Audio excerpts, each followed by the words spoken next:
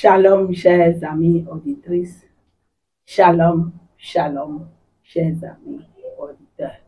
Nous sommes là pour la suite de notre thème de la semaine passée. Rester proche de Dieu dans toutes les circonstances.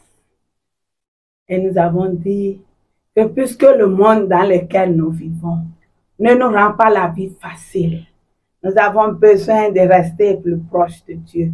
Et là, la semaine passée, nous avons parlé de la nécessité d'une relation intime avec Dieu et des défis à surmonter. Je vais rappeler le texte avant que nous puissions parler des clés pour rester proche de Dieu. Philippiens 4, versets 6 et 7. Ne vous inquiétez de rien, mais en toutes circonstances, faites connaître vos besoins à Dieu par des prières et des supplications avec des actions de grâce. Et la paix de Dieu, qui surpasse toutes choses, qui surpasse toute intelligence, gardera vos cœurs et vos pensées en Jésus-Christ. Restez proche de Dieu dans toutes les circonstances. Voici quelques clés pour rester proche de Dieu. Si nous voulons rester proche de Dieu, la première clé, c'est la prière. C'est par la prière que nous avons le moyen de recevoir les conseils de Dieu.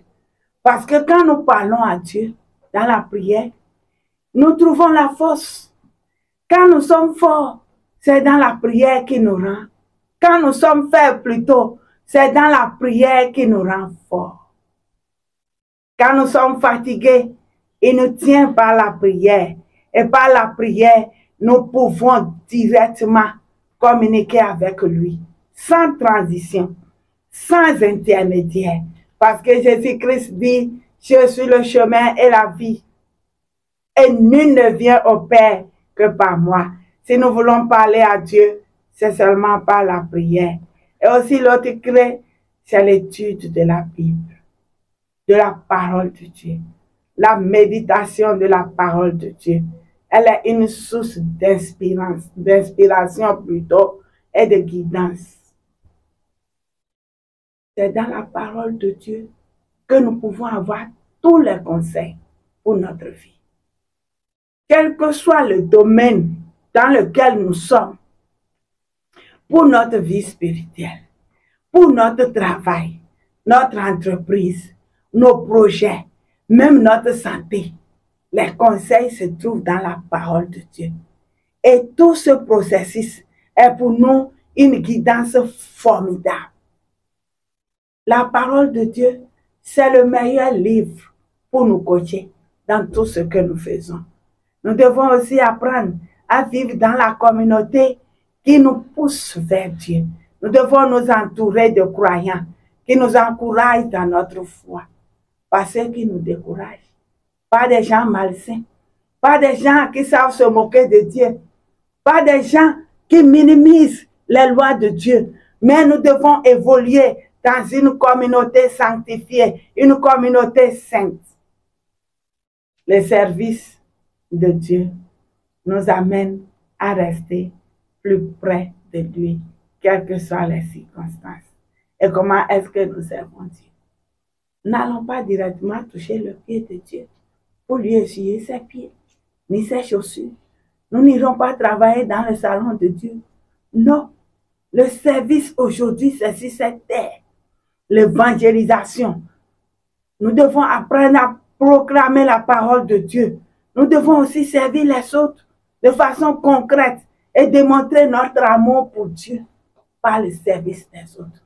Est-ce que vous aimez les autres? Est-ce que vous servez les autres? Parfois, on aime être servi.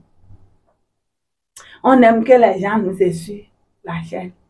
Je vois des chrétiens, des frères et des sœurs, quand ils viennent à l'église, ils font ce signe sur la chaise ou bien sur le banc pour voir si c'est déjà ici. Par qui? Vous voulez que quelqu'un essuie le banc pour vous? Apprenons à servir Dieu par ces petits services. Le nettoyage, de l'église, essuyer les bancs et même faire un petit truc. Servir à une veuve de l'eau, lui donner 1 kilo de riz, donner à un orphelin 1 seul kilo de riz, un peu d'argent pour sa semaine, c'est servir Dieu. Et nous devons apprendre à servir Dieu en sorte que cela lui fasse plaisir. Que tout ce que nous faisons ne soit pas pour nous faire voir, pour nous attribuer une gloire, pour nous attribuer une louange, mais que tout donne gloire à Dieu. Tout pour la gloire de Dieu. Voici quelques clés que nous avons citées. On peut citer encore plus et vous pouvez réfléchir et compléter la liste. Nous allons rapidement parler des bienfaits de la relation, d'une relation intime avec Dieu. Si nous parlons de relation avec Dieu, certainement qu'il y a quelque chose à gagner dedans. Et la paix est l'un de ces fruits-là, l'un de ces bienfaits, la paix de Dieu qui surpasse toute intelligence. Qu'est-ce qui dépasse la paix? Si vous êtes proche de Dieu, quels que soient les bruits de guerre, quelles que soient les difficultés, quelle que soit la famine, quel que soit le manque d'emploi, quelle que soit la pauvreté, quelle que soit la maladie, vous resterez en paix. Rien ne pourra troubler votre calme. Vous allez être comme si tout cela ne vous regarde pas. Et c'est comme ça que je souhaite que rien de ce qui se passe sur cette terre ne vienne troubler votre paix. Soyez en paix et que la paix soit avec vous. L'un des bienfaits, c'est la joie. La Bible dit, soyez toujours joyeux. Dans les épreuves, nous pouvons éprouver la joie profonde d'être avec Jésus-Christ. Dans la maladie, nous pouvons être en joie. Même dans la pauvreté, même face à la mort, que notre joie ne dépende pas des circonstances. Si nous devons être toujours joyeux, c'est que Dieu n'a pas changé.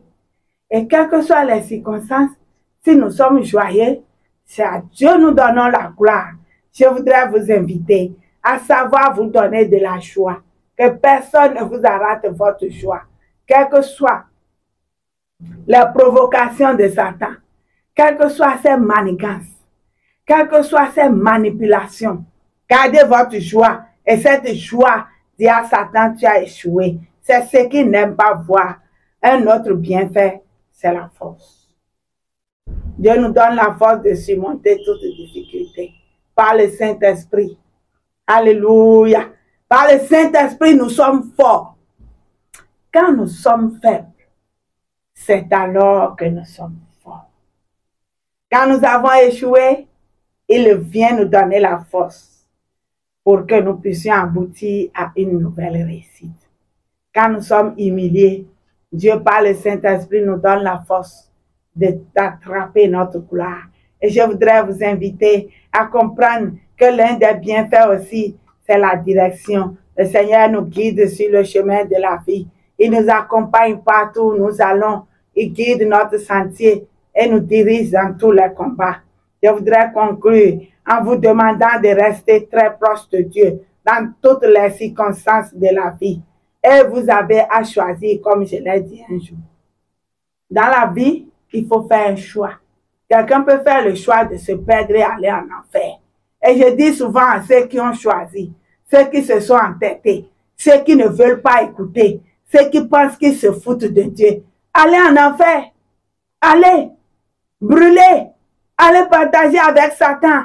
Et aussi, je dirais à ceux qui s'accrochent à Dieu, allez au paradis, allez régner avec Jésus-Christ, allez partager la gloire de Jésus-Christ avec lui, allez vivre le paradis, allez vivre l'adoration, l'exaltation à l'Éternel, allez vivre dans le paradis, dans cette place où le Seigneur a préparé pour vous. Chers amis auditeurs, je voudrais m'appuyer sur la parole en vous disant que vous devez cultiver une relation personnelle avec Dieu.